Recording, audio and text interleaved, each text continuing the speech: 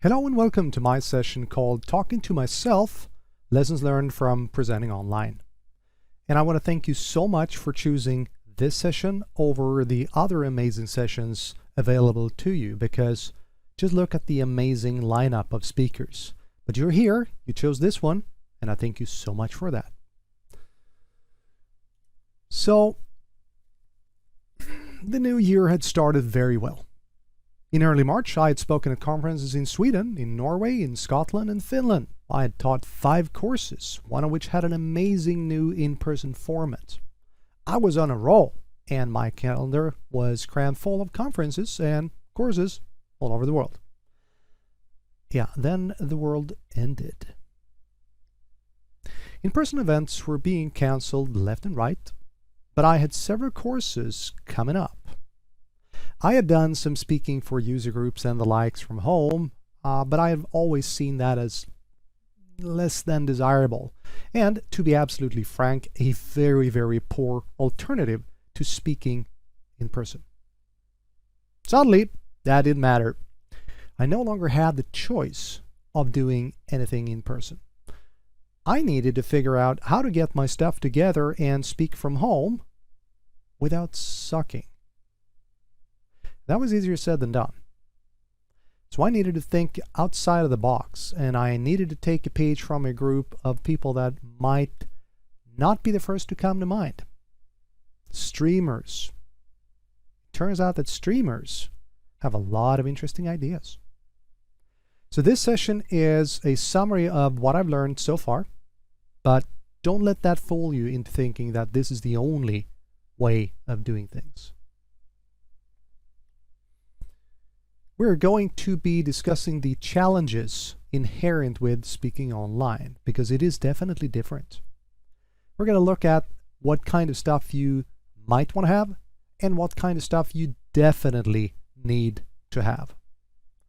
And while we're at it, we're going to see if we can figure out just how is online speaking different from speaking in person. So let's get started.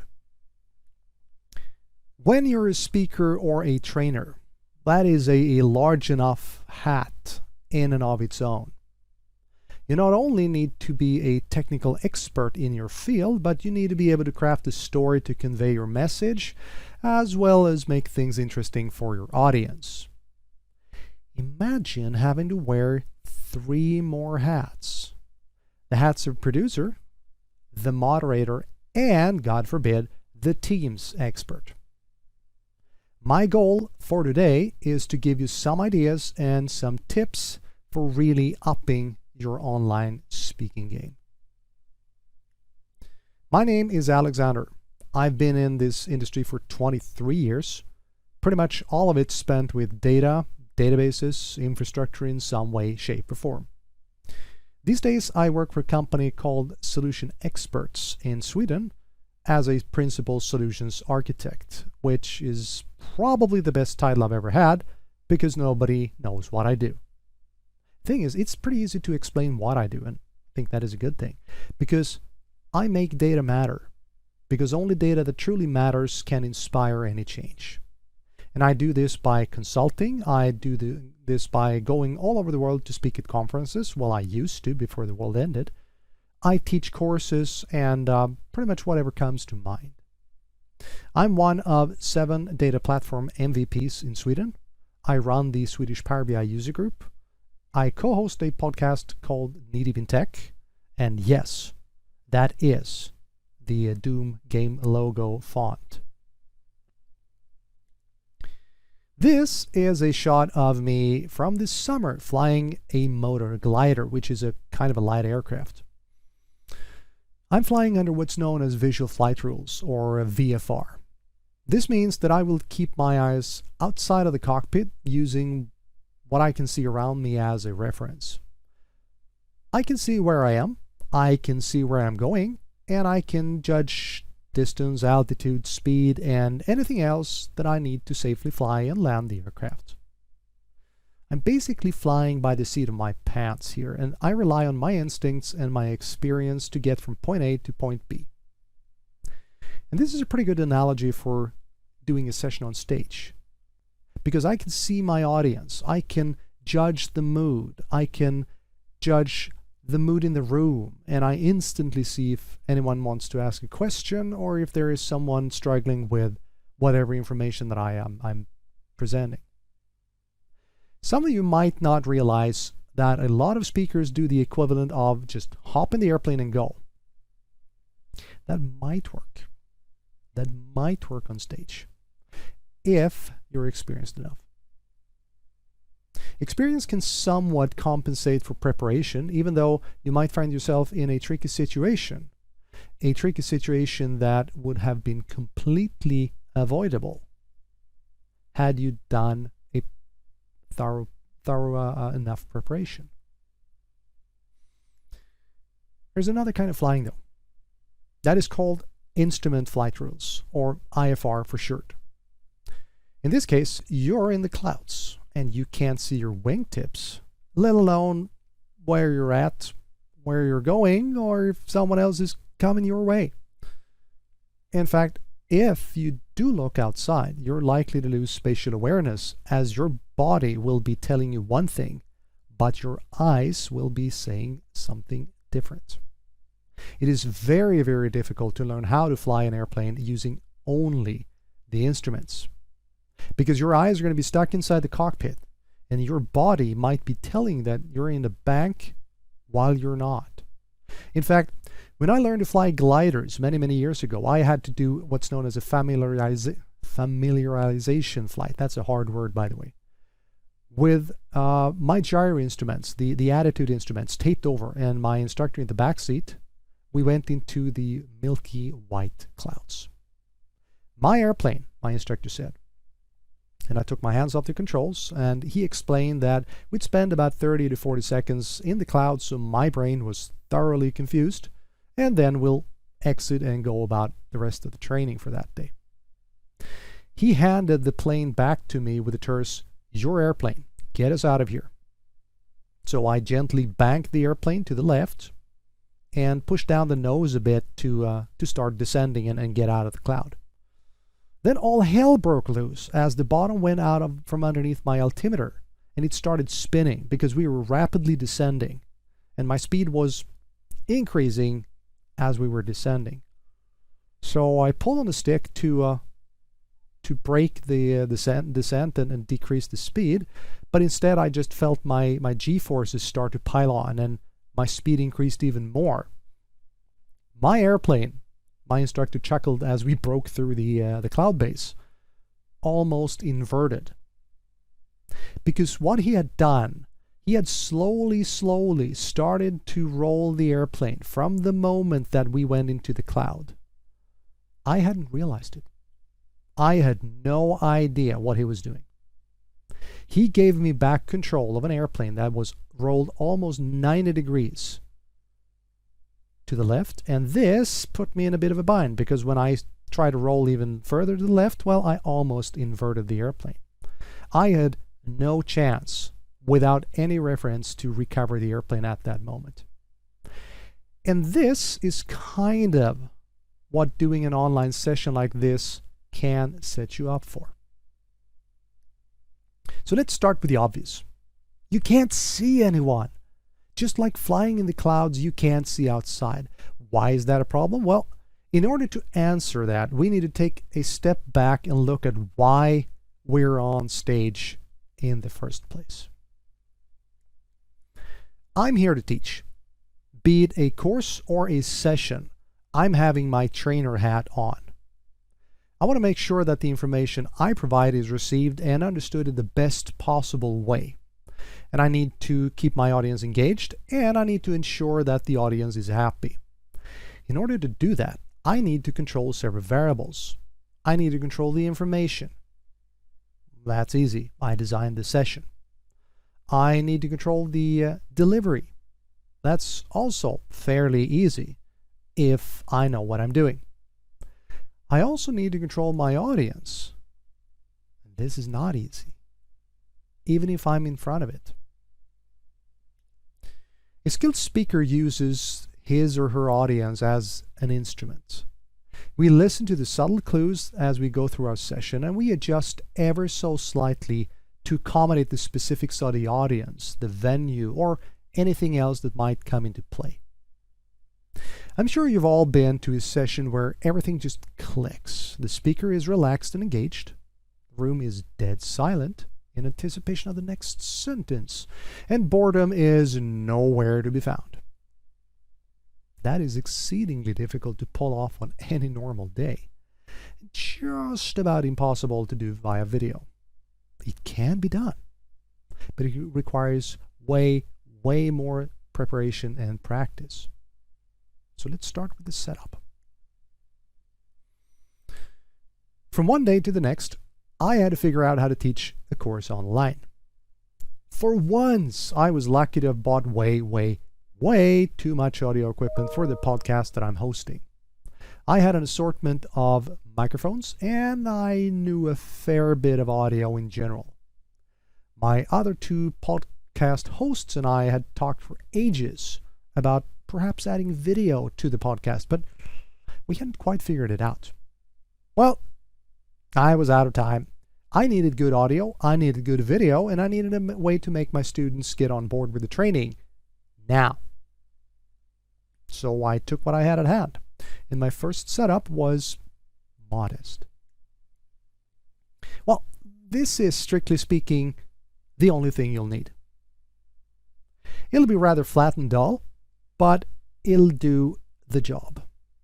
I presented an introduction to Azure infrastructure this way, and I knew after 15 minutes that I need to make changes. A lot of changes. You see, we were running Teams, so the audience saw my shared PowerPoint and my very small face all the way down underneath it, almost out of view. The good thing was that audio was fine due to my pretty decent Jabra headset, but yeah, that was pretty much it. I'm fairly sure that the majority of my students fell asleep, as many as the Microsoft slides do leave something to be desired in the excitement department. Oh, and this brings me to my first important my first important point.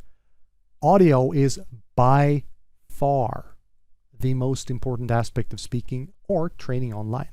Everything else is nice to have, but good audio is an absolute need to have. The problem with good audio is that it consists of so many parts. The most obvious part is the microphone, of course, but we also need to consider a mixer, if we have one of those, the space we're physically in, and proper technique for using a microphone. Oh, and that'd be a whole session in and of itself, but I'll just say that proper technique makes a huge difference for the audience.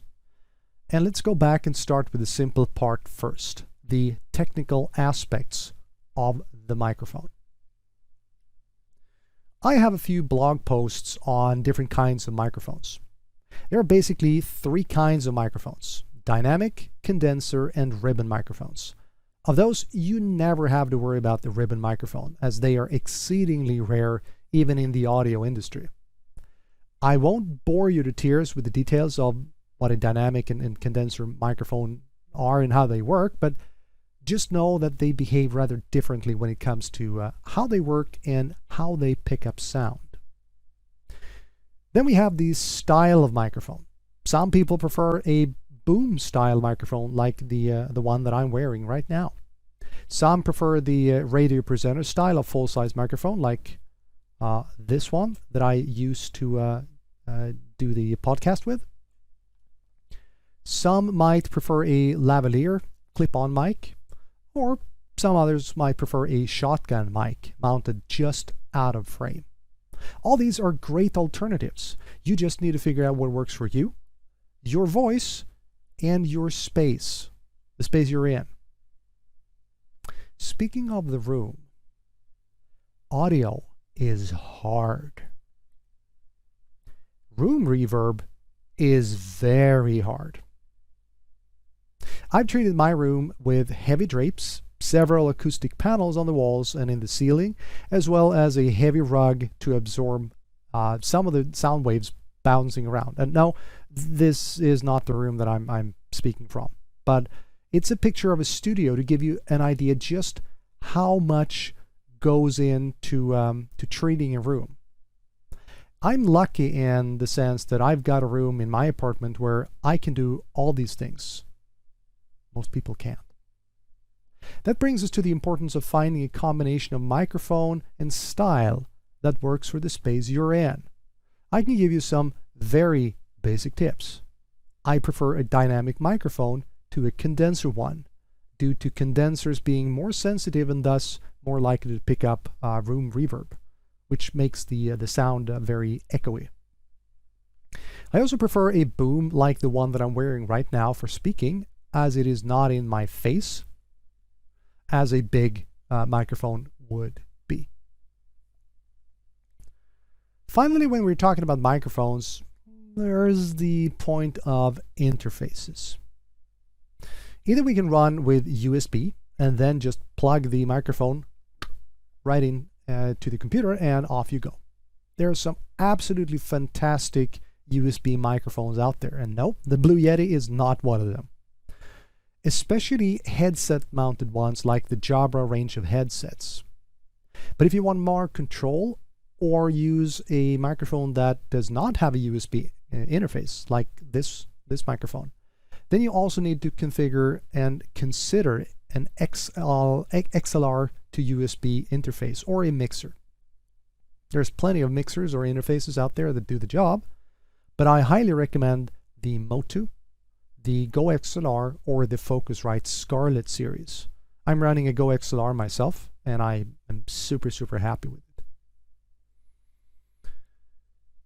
I bet that the thing that most people think of when the subject of good video comes up is buying a new, expensive, and shiny camera.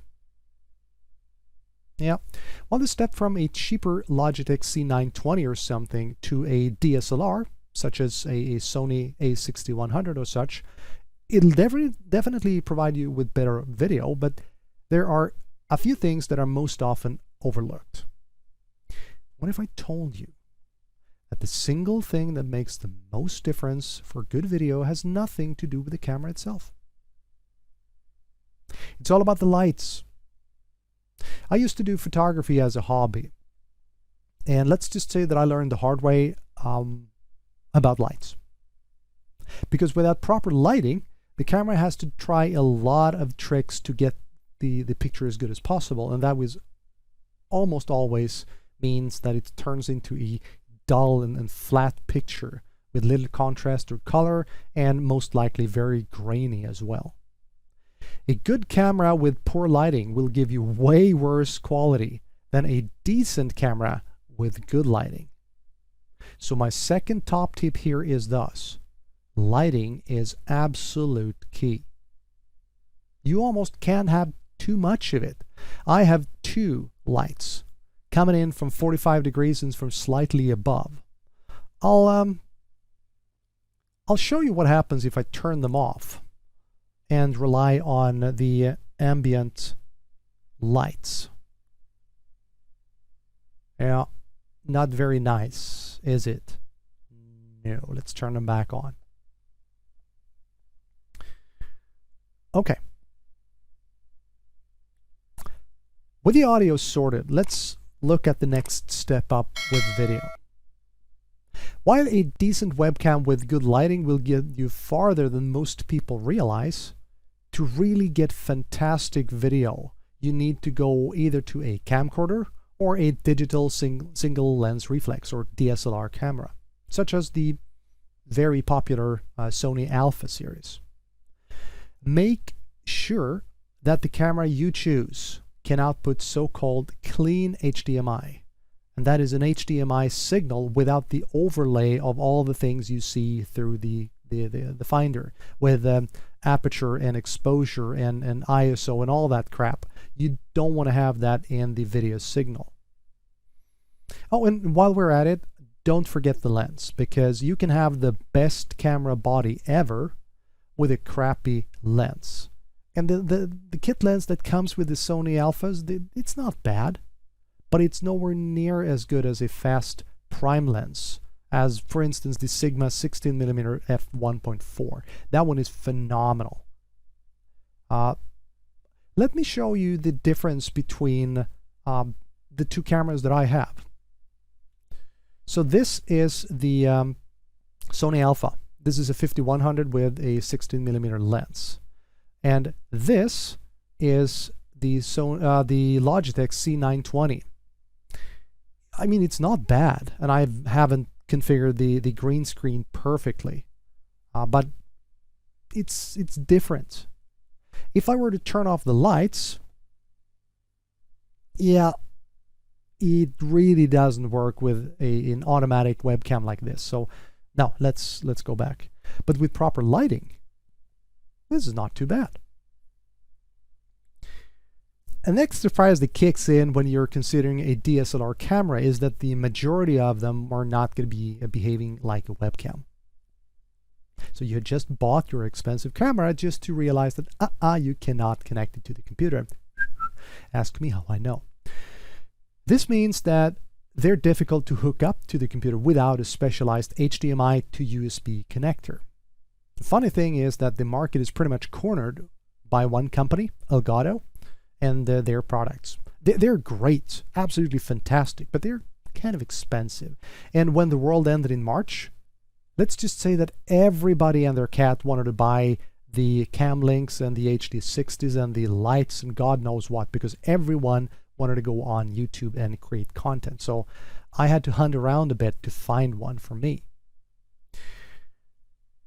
Thankfully, several DSLR manufacturers have started to realize that there is a niche, and they've started to offer firmware upgrades for the cameras so that they do behave like webcams. Just connect them via USB and voila, you have one heck of an upgrade. There is a rather novel way to get good video as well. Many people these days use a fairly decent mobile phone. Even the cheapest cell phones have exceptional cameras, so why not use that? Speaking of expensive, the lights don't have to be expensive. Anything with good output will probably do. But the more you pay, the more flexibility you're bound to get. With good audio and video sorted, it's time to start thinking about how to make everything go together.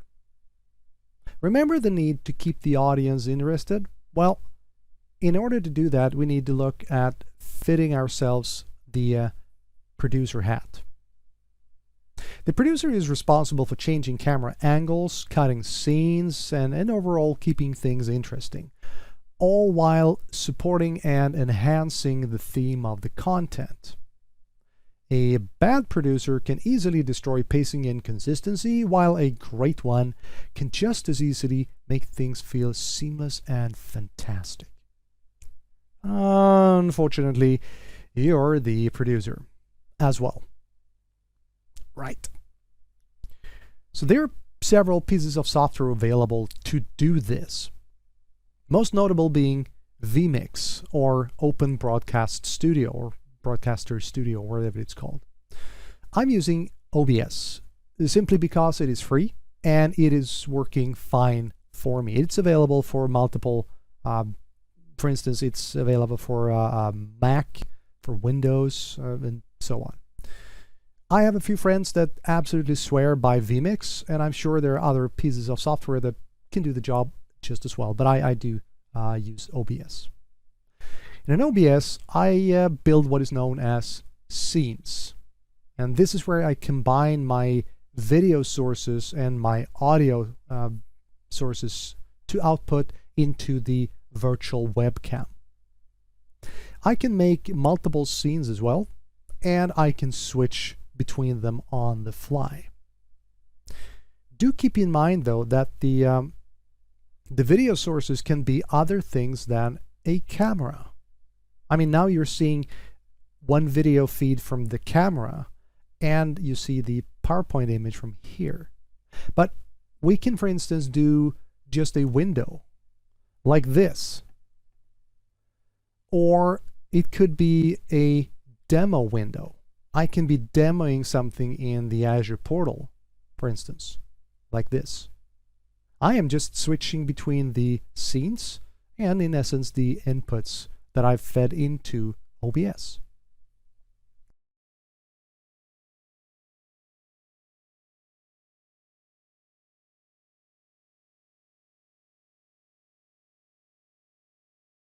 This way we can construct all the scenes in order to handle demos without any messy screen sharing and tabbing and God knows what. However, switching between the scenes can be somewhat tedious. The way that requires no extra nothing is switching inside of the OBS itself. I can do that with my mouse, just clicking to another scene. It is doable, but it does get a bit clunky because if you're sharing your screen, well, maybe you're sharing the OBS window and so on and so forth. So it gets, again, clunky. You could get some piece of software for your smartphone to give you buttons to press on the smartphone to do scene switching. That works fine as well. Or you can buy a special kind of keyboard. Well, it's basically a button box looking like this. It's called a Stream Deck. It's a Stream Deck because it's geared towards streamers. Kind of interesting. You configure the buttons to your heart's content, and suddenly you can have a very convenient way of switching between scenes, because I can control what the buttons look like. Icons, anything goes, and it can also do animations on the buttons. There's a fourth option as well, pioneered by Scott Hanselman. Using a small piece of software to interface OBS and PowerPoint, it is possible to automatically switch between the OBS scenes based on the current PowerPoint slide. It definitely takes some getting used to, but it can be very neat and smooth. I'll show you in a bit. We're perhaps missing one thing for the ultimate setup. And that would be the green screen. With a green screen, we could insert ourselves into the presentation so that the audience can see body language, facial expression, or maybe one of the cats walking by. In fact, I am using a green screen right now. Let me show you. Hi. This is what it looks like. This is what my room looks like. I'm standing literally just a few centimeters in front of my green screen. So how does this work? Well, I told you that OBS uses a virtual camera feed to pretty much replace the webcam. And that means that it becomes necessary to consider how to share your screen and such in a tool. How do you usually share stuff in Teams or Zoom? Well, you click share and then decide on which window to share, right? Well, with OBS, that behavior changes because I am no longer changing the video source. I am changing the information that Teams sees. That means that, or Zoom, that means that Teams or Zoom will be confused as the presenter is not actively presenting anything, thus making the presenter no different from anybody else. This can also give you some quirky results when it comes to resolution, because in Teams, for instance, the camera feed has lower priority than a shared data stream. So the solution here is to share the output of OBS to Teams or Zoom as if it was a PowerPoint or a window or Edge or whatever. It does take some getting used to, and I have a tendency to forget sharing sharing this pretty much. But it works very, very well once you become kind of comfortable here. So the thing is, I've got 3 screens, physical screens. One is a very cheap 10-inch yo-yo monitor. The only reason for that monitor to be here is to get PowerPoint to display the presenter mode on my second display, which is a normal 34-inch monitor right in my face. My third monitor is pretty much my secret sauce here, because this is a 7-inch Lilliput screen that is on top of my camera right over there. That is what's known as a confidence display, because it's showing me what OBS is outputting to Teams or Zoom at any given moment, so I know if I'm showing the right thing or not. Thus, this is the screen that I want to share in Teams. So here is pretty much how everything is connected. There's also the discussion about using a normal Teams meeting or a webinar style of meeting where attendees can't speak. I've tried both for conferences, and I've tried both for training, and I've tried both for user group meetings. I personally find that normal Teams meeting where people can unmute and ask questions or comment or whatever is definitely my choice for style. I've had some issues with that, as I'll get to in a bit, but for the most part, seeing people and having them be able to participate in the session vastly outweighs the potential issues. So as you can see here, I have all the inputs: the Stream Deck, the microphone, the mixer, the camera, all goes into OBS, as does PowerPoint. And PowerPoint is also outputting to my small screen, that's screen number 1, my presenter view, which I have in front of me, and the whole thing gets sandwiched in OBS to the output that you're pretty much seeing right now. And that's where I have the overlay, where I have the DPS logo and some other things as well. So finally, we come to the less than fun aspects of technology. Because I said in the beginning that you have to wear multiple hats. Not only are you presenting, but you also need to be the producer, which is pretty much responsible for switching video input and camera angles. You're your own technician, and you need to be able to juggle the Teams chat simultaneously. I'll be frank, it can't be done. You have to rely on help, or just blind luck, as I cannot think of a way to do all these things at the same time with any semblance of good quality.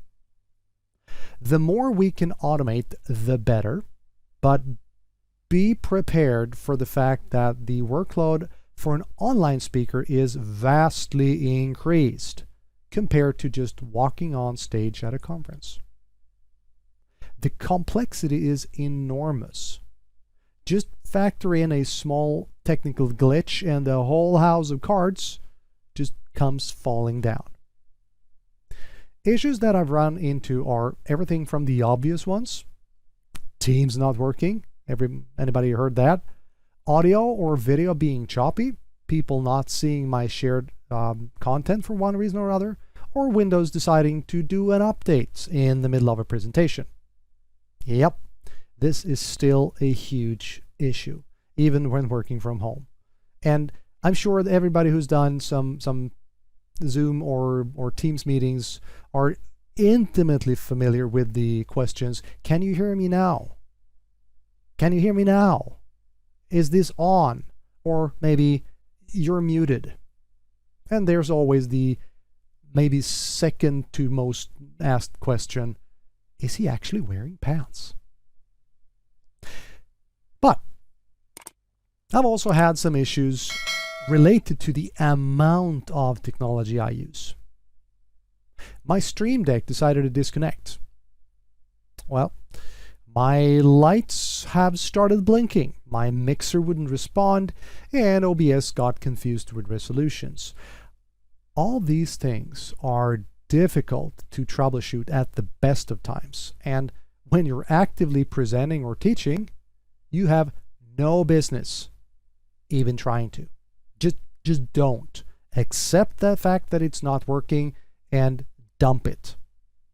Instead, always make sure that you have a fallback plan.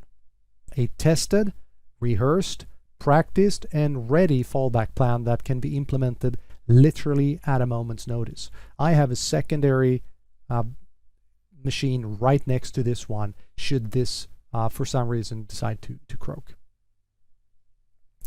There's some other interesting problems that tend to crop up with online presentations as well. Problems that are, shall we say, not that common at a conference. Rarely have I had someone, rarely have I had to ask someone to leave because they're unable to be quiet, but this seems to be a bit of a bigger issue with online platforms. We get to learn a few key phrases. As I said, the whole "can you hear me? What about now? Can you see my screen? And please mute." And I've actually had someone play loudly porn during one of my presentations at a user group. It's uncommon at a live conference. So, in order to summarize the technical setup stuff, always have a fallback plan. Whenever I go to speak, I have 2 PCs and all my slides and demos in my OneDrive, just in case something happens. Working from home, you might look at 4G if your network decides to just die, secondary computer, or whatever else you can duplicate. If your lights go out or power is lost to your house, well, that'll be the end of that session. Spend your money wisely. Not everyone can just pour money onto a problem, nor would I recommend anyone to do that. I've spent way too much, to be absolutely frank, on the technical setup because I've tried so many things. Now I've found something that works for me, and I'm happy with it, but it took some time getting here. So don't do what I did.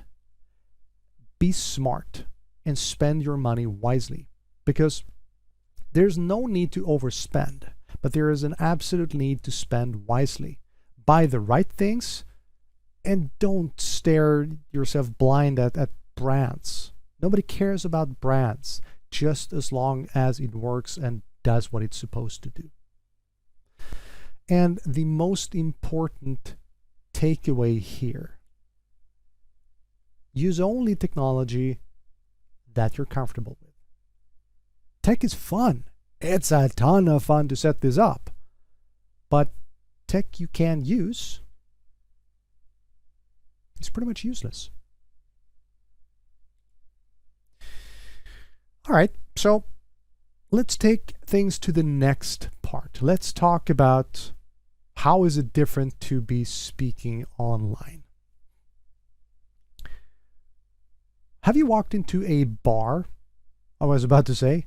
Have you walked into a room? What was I trying to say?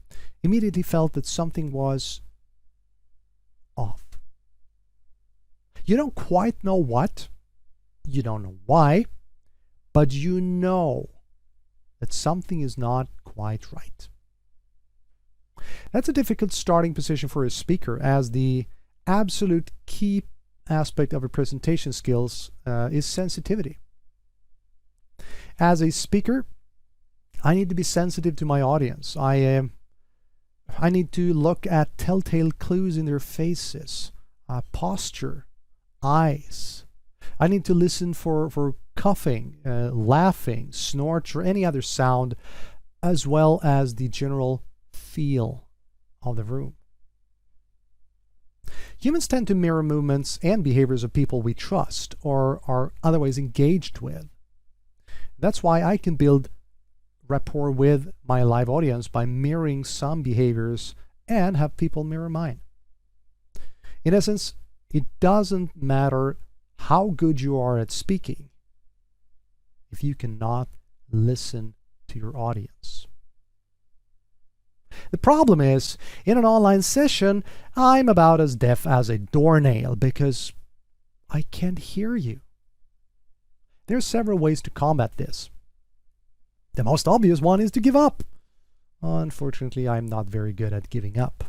So we need to find another alternative. So what happens? Well, look at the eyes for starters. It very much helps if the presenter is actually looking at the camera. It does feel a bit creepy at first. I mean, I'm literally staring at a lens. I mean, where do you think the name of this session comes from?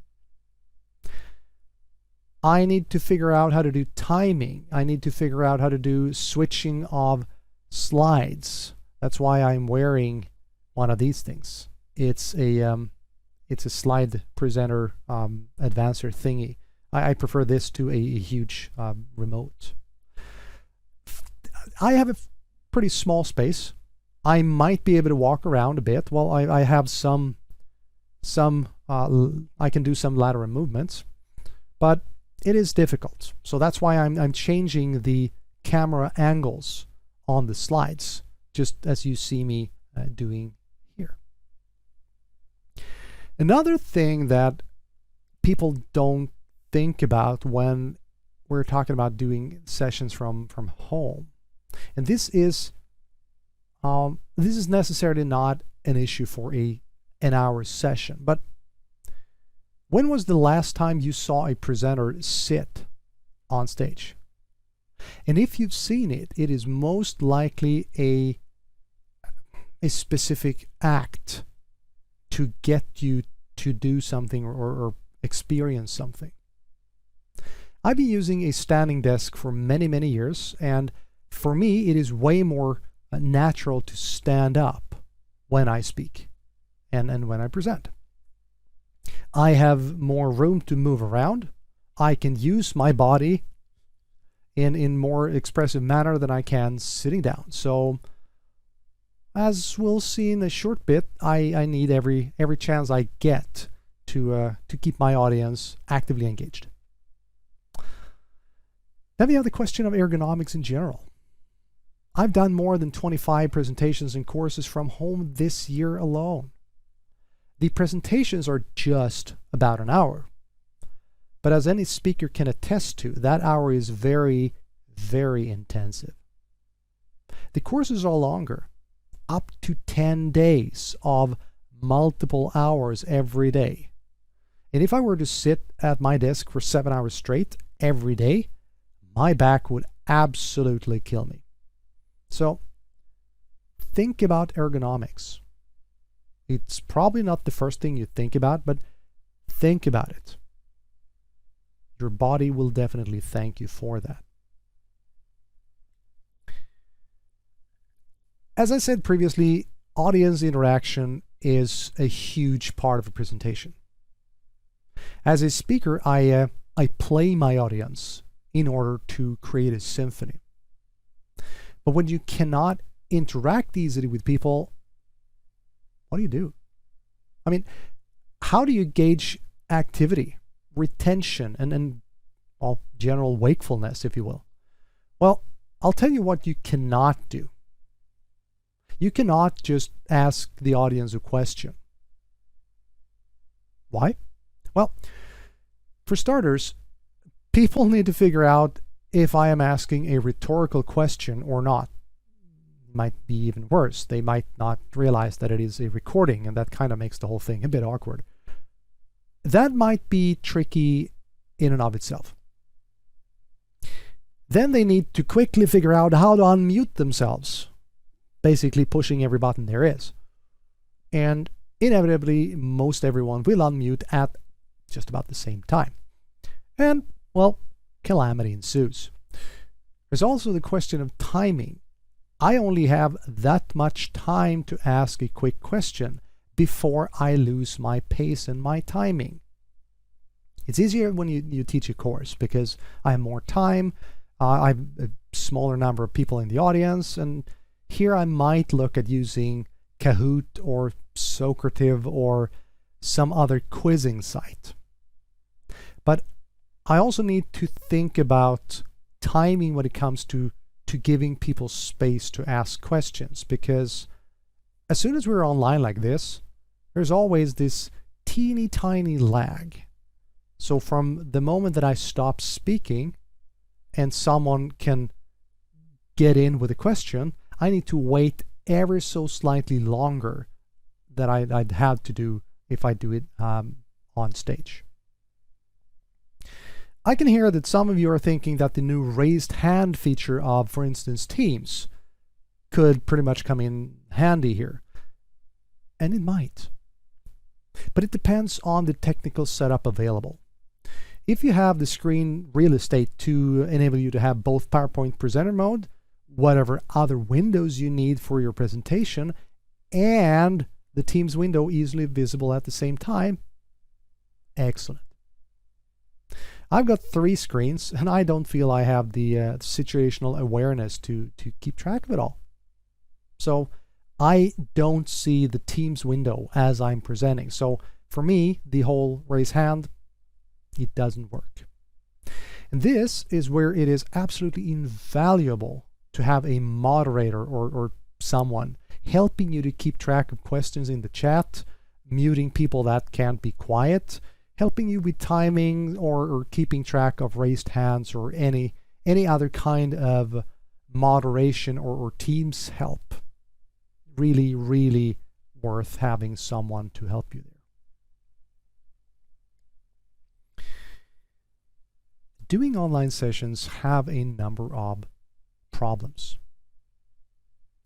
Some are obvious, and some are more subtle and won't show immediately.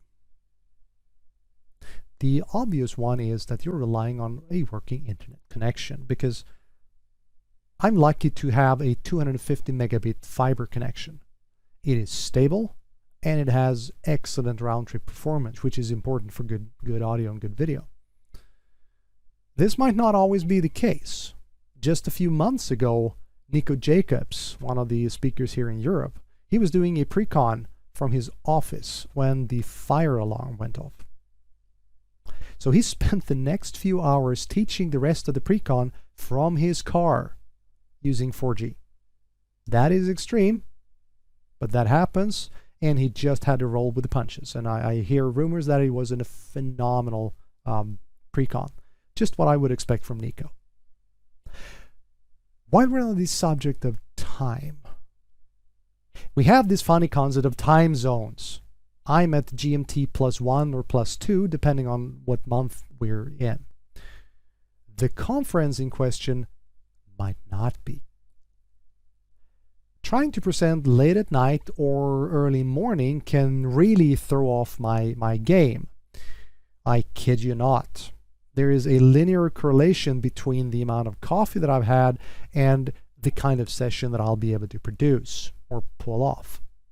I'm doing a session in Singapore, and that is quite a few hours away from my time zone. So I need to figure out, when do I go up in the morning? I'm going to be getting out of bed fairly early. And yeah, do keep that in mind. And finally, we have a rather unexpected problem that has started to crop up. Several speakers, myself included, have started to feel kind of a burnout, I think we could use the word, from doing the same sessions over and over again. The pandemic has really done a number on most of us, and unfortunately, every virtual conference I do this year reminds me of the physical meetings that I will not have for the foreseeable future. And that really, really sucks. So, how do we summarize the online speaking part of this session? Well, consider using help if available. Use the help for answering questions, keeping track of stuff. Anything that they can help you with, use them. Always practice your delivery. This is not like doing a session on stage. You can't wing it because you're not playing the audience the same way. I'm of the firm opinion that you should never just go up on stage and wing it. And I've had a lot of conference organizers saying that, nah, don't worry about doing online sessions. It's easy, just turn on Teams, turn on your webcam, and do it like you always have. I do a lot of speaker training. I'm helping to teach speakers. I've been speaking all over the world. I'm a trainer since 20 years.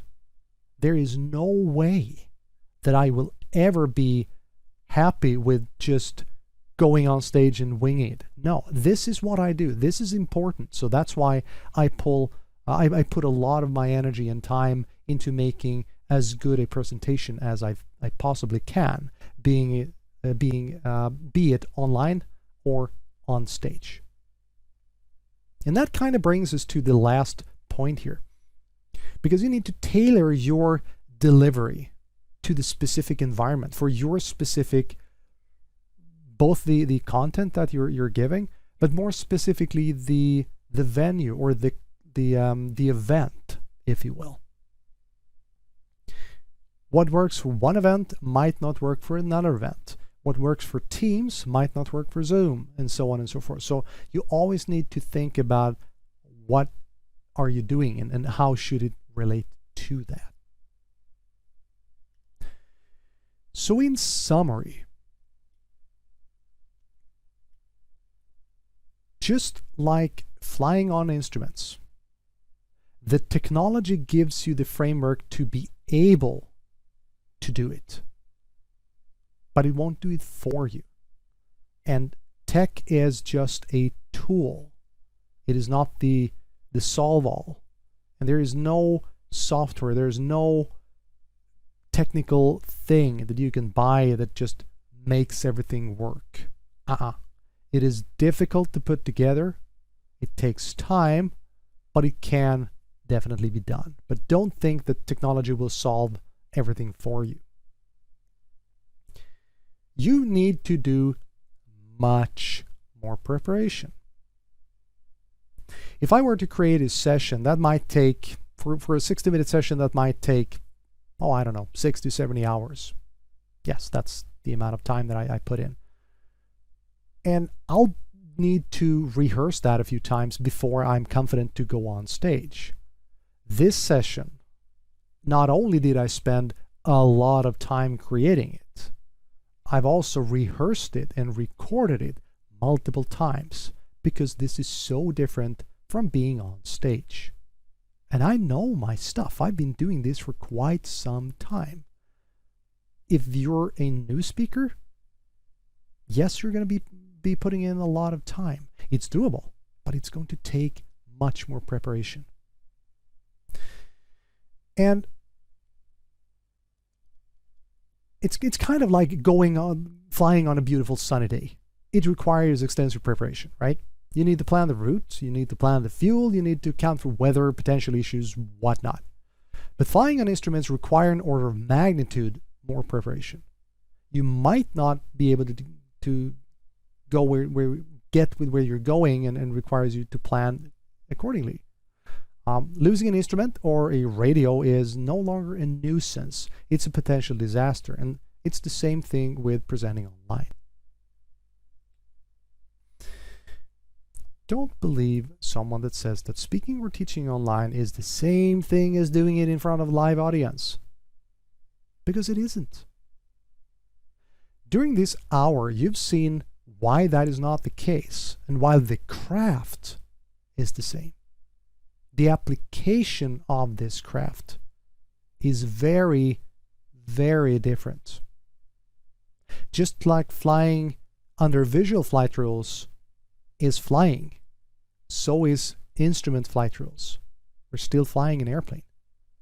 But the application of skills and the requirements to do the different kinds of flying, they're two completely different things.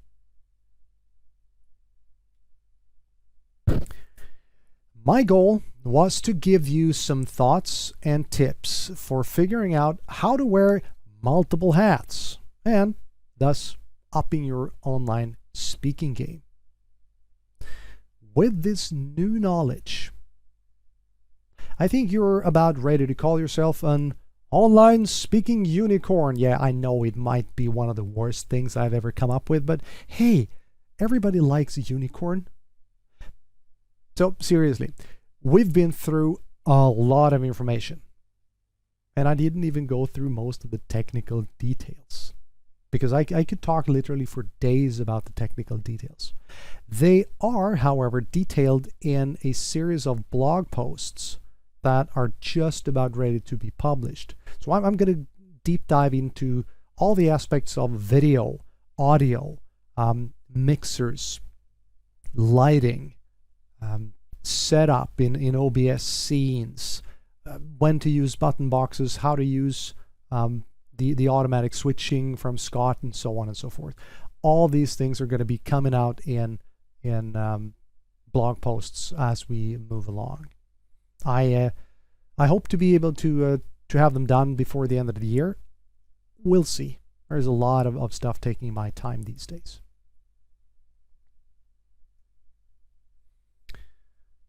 The world, as we know it, pretty much ended in March. It'll get back on its feet, I'm sure, but nobody knows when or in what shape it'll be when it does.